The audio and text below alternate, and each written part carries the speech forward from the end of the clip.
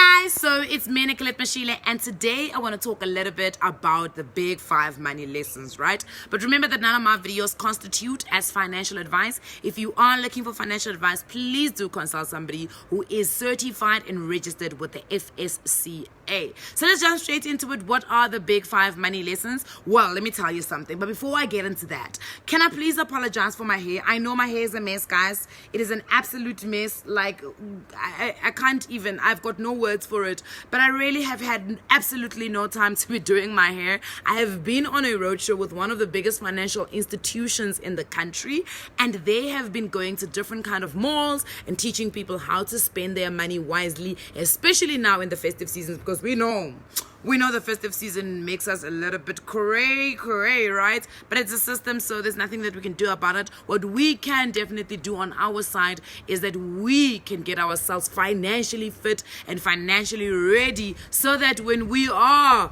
confronted with financial decisions, we are able to make the right ones for us, for our personal financial management, right? So let's jump straight into it. What are the big 5 money lessons? Now, I don't know if you remember, but I'm sure you remember because really this is not a long time ago.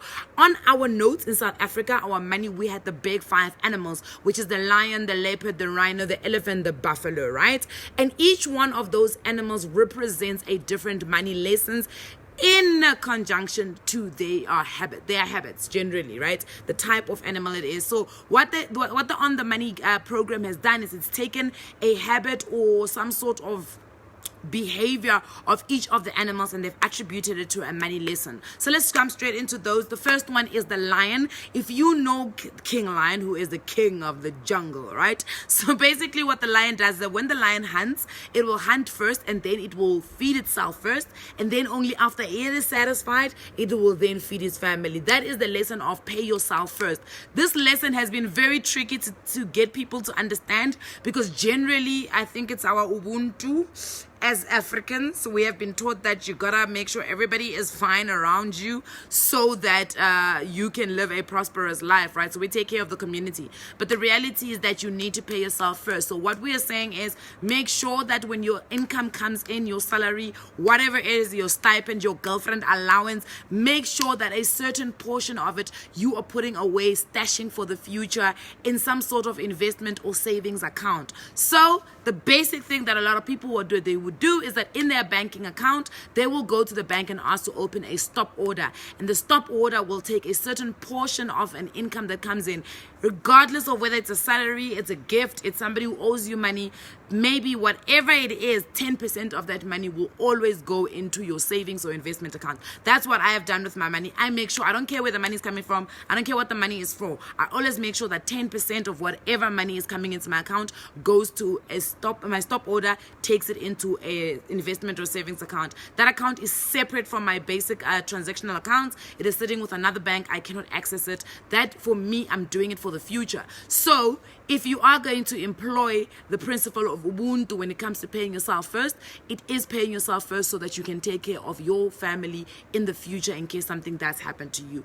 Or you could call it the emergency account. We know how emergencies just pop out of nowhere, right?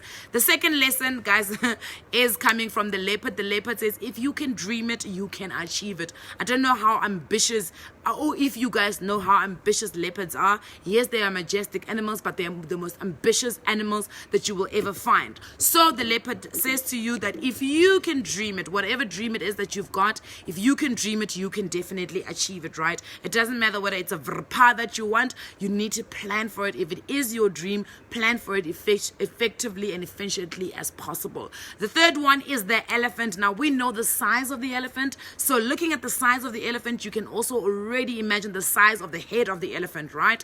Now with that big ass body and the big ass head, it means that the elephant remembers literally everything. So the elephant knows exactly how much money is coming into its account. It knows how much money goes out, whether it is debit orders, whether it's deductions on its pay slip and its salary slip. It knows all that, and it knows what is the last it also knows what is the amount that is left in its account for it to be able to spend, right? That, if you look at it, is the first step to budgeting. If you start understanding how much you actually have, how much actually goes out of your account and how much you are left with, you're basically basically are tracking your finances. And this for me is really important because a lot of people are really petrified, or they feel intimidated by creating a budget. A budget is not supposed to control your life. A budget is supposed to tell you where your money is going. It's supposed to give you a better picture of what amount of money are coming into your account, amount of money are going out of your account, right? Remember what I said in the previous video where I speak about how I made R1,000,000, I speak about the fact that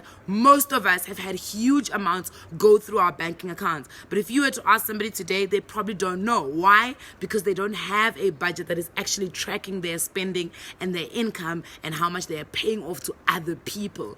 The fourth lesson is a lesson that comes from the Rhino, and it basically says charge down your debt. So do not be afraid of your dikoloto. Sekiwa balega dikoloto tsa gago, babes, because when you were signing up for these colotos, nobody was there. It was just you and the coloto provider. I get it. So do not run away from your debts.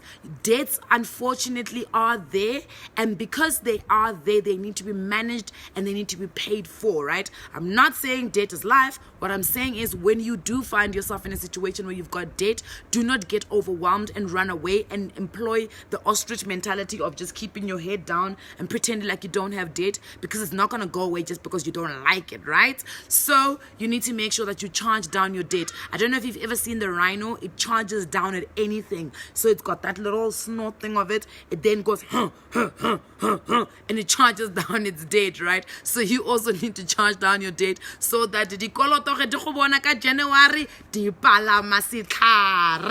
all right, then the last money lesson is coming from the buffalo. The buffalo is cool, calm, and collected, but its bark is loud. I don't know if it barks, and I mean that just sounds crazy because it's not a dog, it's a buffalo, but whatever. So the buffalo is a protector of its family. I don't know if you've ever seen buffaloes always move in herds, big herds, because they're protecting their family. So we're saying protect and invest your wealth. It does not matter how small, how big, how medium size your wealth is. Everybody's got some sort of wealth, whether it is your education, whether it is your potential or earning potential. Make sure you protect it and you invest in it, right? So if it's money, you need to invest it into fixed deposit accounts, into investment accounts, into buying income generating asset.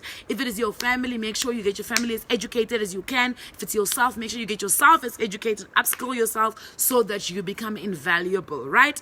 That is literally what the big 5 money lessons are. So number 1, pay yourself first. Number 2, if you can dream it, you can definitely achieve it. Number 3, budgeting, easy budgeting, regular budgeting. Number 4, it is charge down your debt. And number 5, it is protect and invest your wealth. Thank you. Mwah, mwah, mwah, mwah. Bye.